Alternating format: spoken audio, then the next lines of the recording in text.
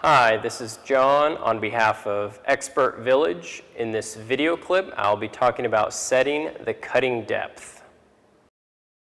Our cutting depth, we're going to use our depth adjustment knob. How this works is you loosen the knob, you can move the saw up and down, and then you'll tighten the knob when you have it set to your desired depth.